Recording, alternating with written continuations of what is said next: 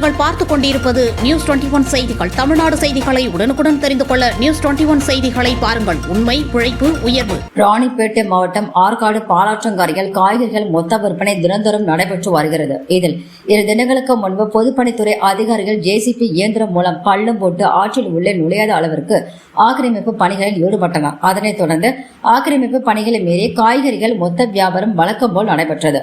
இந்த நிலையில் விடுதலை சிறுத்தைகள் கட்சி சார்பாக அதே பகுதியில் காய்கறி கடைக்கு ஏற்பாடு நடைபெற்றுக் கொண்டிருந்தது. தகவல் அறிந்த அந்த இடத்திற்கு வந்த வட்டாட்சியர் அந்த இடத்தில் நடைபெற்றுக் கொண்டிருந்த பணிகளை நிறுத்தினார். அப்போது பேசிய விடுதலை சிறுத்தை கட்சி நகர செயலாளர் ராஜன் என்ற சண்முக சுந்தரம், பொதுப்பணித்துறையின் ஆக்கிரமிப்பை மீறி உள்ளே வழக்கம் போல் கடைகள் இயங்கிக் கொண்டிருக்கிறது.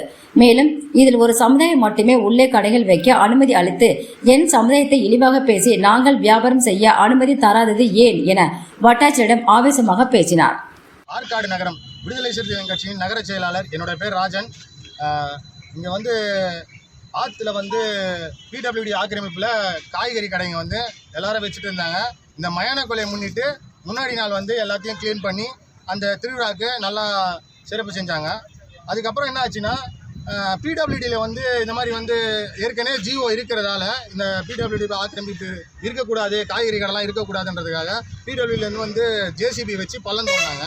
அதை என்ன பண்ணுறாங்க, சமூக விரோதிங்க அந்த பள்ளத்தை மூடி திருப்பியும் அந்த காய்கறி கடையை திருப்பியும் உள்ளே வச்சுருக்காங்க. சரி, அவங்களுக்கு வச்சாங்கன்னு சொல்லிட்டு எங்கள் விசிகே சார்பாக நாங்களும் ஒரு கடையை வைக்கலான்னு சொல்லிட்டு, ஒரு காய்கறி கடை வைக்கலான்னு சொல்லிட்டு வந்தால், இன்றைக்கி காய்கறி கடை வைக்கக்கூடாதுன்னு சொல்லிட்டு பிடபிள்யூடியிலேருந்து கமிஷனர், நகராட்சி கமிஷனர் முதற்கொண்டு போலீஸ் அதிகாரிங்க, அதுக்கப்புறம் மனையக்காரு, ஆர்ஐ, தாசில்தார் முதற்கொண்டு நீங்கள் மட்டும் வைக்கக்கூடாதுன்னு சொல்லிட்டு எங்களை ஸ்பெசிஃபிக்காக அது மாதிரி கார்னர் பண்ணுறது எந்த விதத்தில் நியாயம்னே தெரியல.